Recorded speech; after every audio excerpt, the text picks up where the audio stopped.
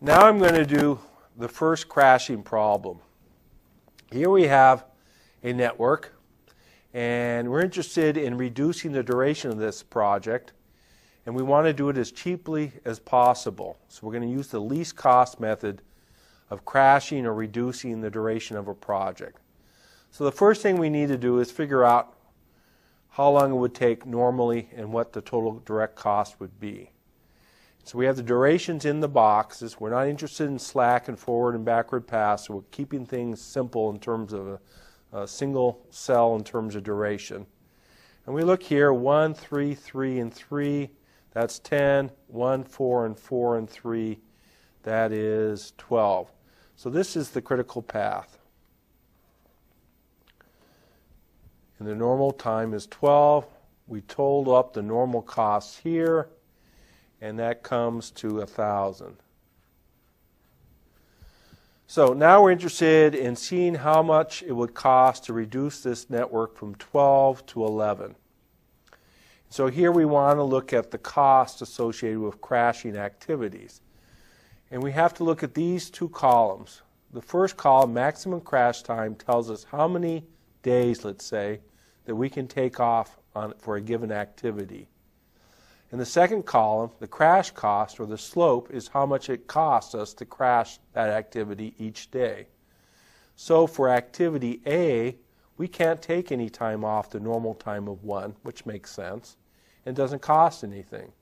But activity B could be reduced all the way to 1 day in terms of time, and for each day would be $100, let's say. So if we're going to take it off from 3 to 2 would be 100, and from 3 all the way to 1 day it would be $200. Activity CD, we can take off 1 day, cost of 50 and 60.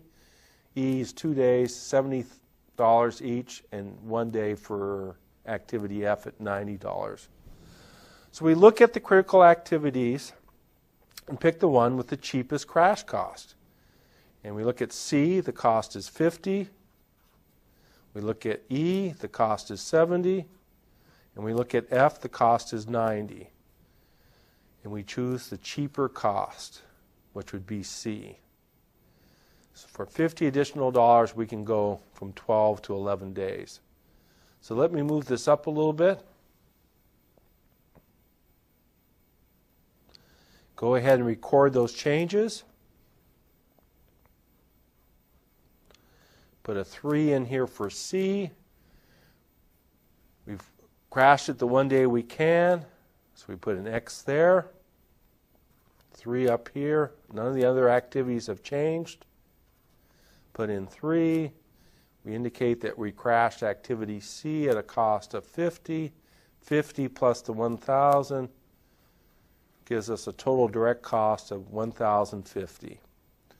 Now we want to see what it would take to get from 11 to 10. And here again we look and identify the critical path. 1, 3, 3, and 3 is 10. This is 11. This is still the critical path. Now 2 of our options aren't available, so we're looking at E or F. E costs 70. F costs 90. Choose the cheaper one, which happens to be E in this case.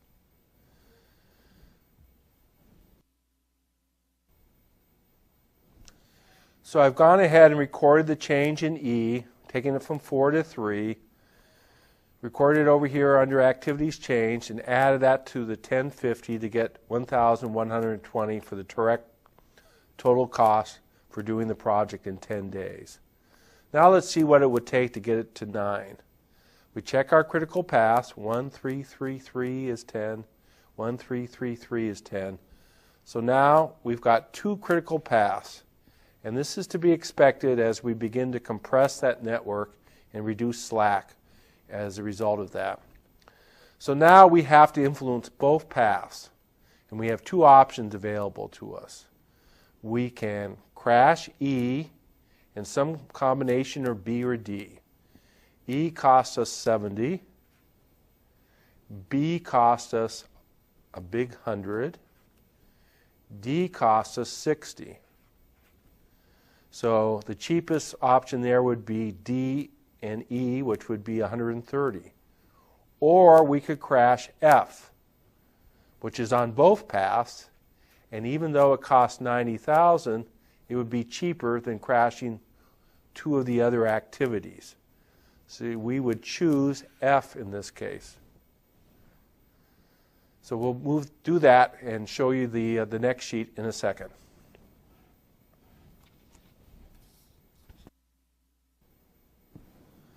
So I've gone ahead and recorded the change in F.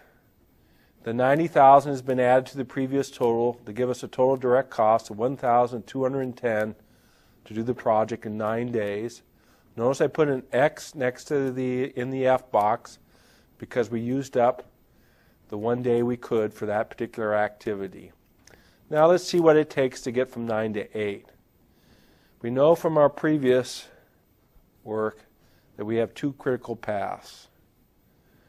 We killed two birds with one stone with F, but now we're going to have to reduce two activities in order to go from 9 to 8.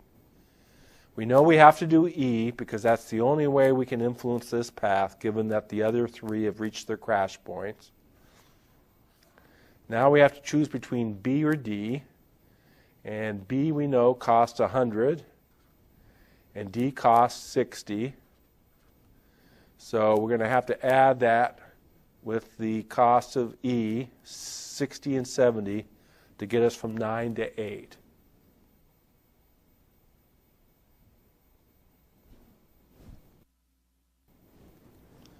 So I've gone ahead and recorded the changes in both D and E, put X's next to them because they reached their maximum crash time, total up to two costs. We got a new total of 1,340 to do the project in 8 days. Now let's see what we can do in terms of getting to 7. Check here.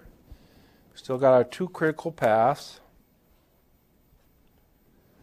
But notice that this path, A, C, E, and F, each one of these activities can't be crashed any further. They all have X's. And therefore, even though we could crash B, nothing would be gained from that in terms of shortening the duration of the project. Because even if B was done in 2 days, and therefore D was done at the end of the 5th day, F would still have to wait 6 days for E to be done.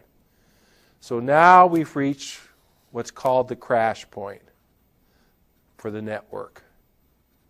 The point where, given the information that we have, the nature of the network, what was possible in terms of crashing, we can reduce this network no further than 8 days. And again, the key point here is all the critical paths have to be able to be changed in order to shorten that duration. And in this case, one of the paths is X'd out. As soon as you see that, you know you've reached the crash point for the network.